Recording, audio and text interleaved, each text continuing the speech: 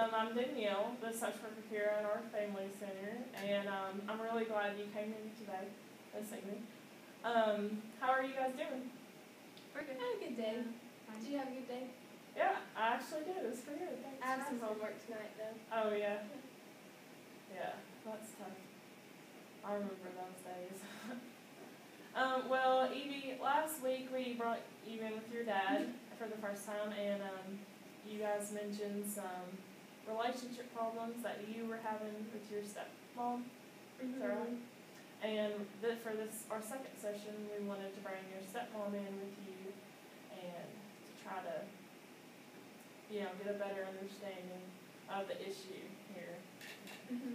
So, Susan, could you share with me from your perspective of the issue? Well, I just don't really understand why she has a problem with me, because I'm not trying to be her mother, and I'm just setting basic guidelines that everyone should follow, and she just doesn't understand where I'm coming from. So my perspective is that she's being just a teenager that doesn't want to listen to me and doesn't respect my authority. I married her father. It doesn't mean I'm her mom, but she should still respect me, and I just feel that she's not at all. And I feel I'm being pretty reasonable with her, and she's just not complying with me. Yeah. So you feel like a big issue is respect? Yes. Is that right? Yeah. Okay. And Evie, is there anything that you'd like to add to that? Yeah, I would say her reasonable guidelines are more like she's being a dictator to me, and she has all these rules that I've just never had to deal with before. My mom is reasonable. My mom has expectations for me that I can comply with, and I'm not trying to be a rebellious teenager, but with her it feels like, who is this person to come into my life and just be like, you have to do this, this, and this? To me, she's not my mom. I don't understand why she wants me to do so much stuff, because I'm just a kid, and then my mom doesn't do that, and that's who, my authority figure is. So I just feel like I shouldn't have to be held to her super high expectations. None of my friends' parents make them do that, or your step-parents. So it's just, that's where I'm coming from, that she's trying to be the boss of me sometimes. Probably. Her mom doesn't have any rules for her, though. She's never experienced this because she never has any rules, ever. Yeah. So would you say that your mom is more permissive? Yes, but it's not that she's lets me do anything I want to do that's bad. It's that because she's not overbearing, I don't want to rebel against my mom. And I know that I want to do, I want to please my mom, but I don't have to follow the 10 Commandments in a household of us, whatever. Now, are these your father's rules also, or just your stepmother's?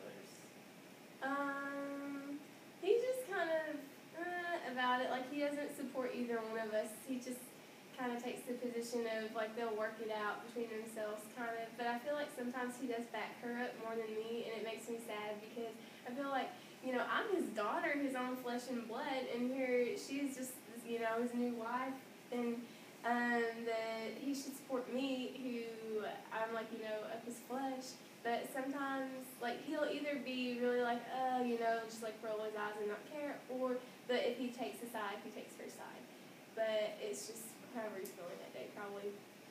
Okay, so you feel kind of bombarded by all these rules, and your stepmother is being the authority figure, and that's new to you. And then you also have your father, who you feel like is taking her side. Yeah, he's kind of just he just doesn't really want to get involved in the conflict. So, but sometimes if it's real conflicting, if we're fighting, sometimes we do, he will be on her side, and I just feel like my dad abandoned me. Yeah. Susan, how do you feel about your husband and how he deals with the issue and rules and how you get across? He just doesn't deal with it. I'll tell her something take out the trash, or just something simple, a household chore, and he just doesn't even care at all. And I'll be like, she'll just defy me and just won't do it. And I think he just doesn't want to make either one of us upset. Yeah. And then by him not doing anything, both of us are upset. Yeah. And I feel she says that I get more support from him than she does, but I don't feel like I have support from him, just because it's probably bad to say, but I feel like he should be on my side all the time. I understand that this is his daughter and stuff, but we have to, like, we're raising her and have to teach her what's right and wrong, and by him not helping me, like, that's probably why she feels this way, is that I'm the only one in the household giving her rules, and I'm not even her actual parent. Yeah. Her father doesn't give her these rules that she needs to have. Yeah. So. Okay. And what would it look like if things were better? If you could wake up and things were, fine between you two and your husband also with this situation, what would that look like?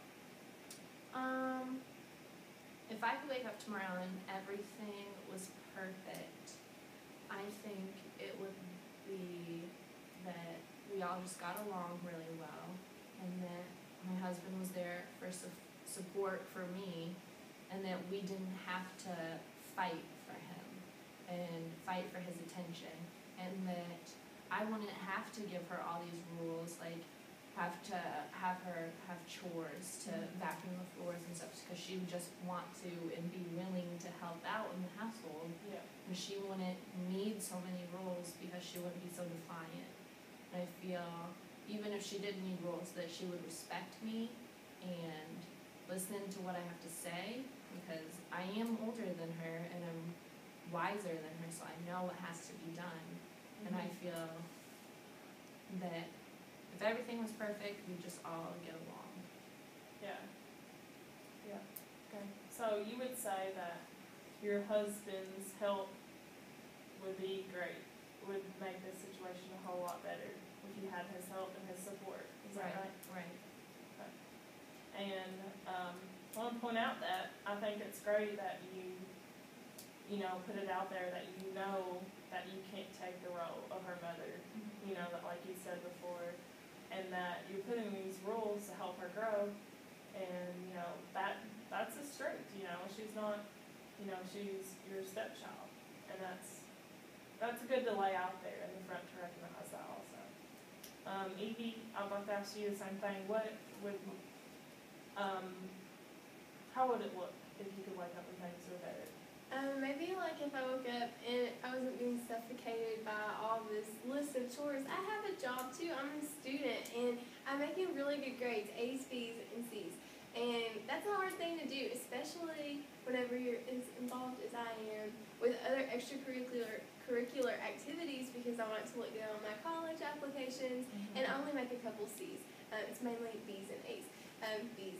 And so I obviously am doing a lot of things and developing my social skills at the same time, and I just want a little bit of freedom without them making me do all of these chores and any of the time that I have off. You know what I'm saying? Yeah.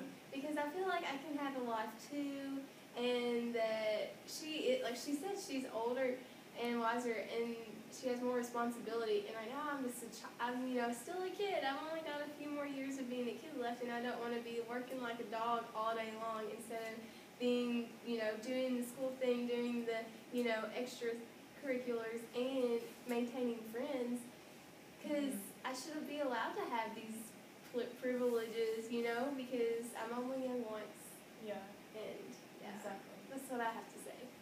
Well, if there was a way for you to do all of those things that you'd like to do, you have school, you have other activities, you have your friends, if there was a way for you to do all of those things and to be able to do reasonable amount of work at home, have good relationships with your family members, would you be willing to work towards that?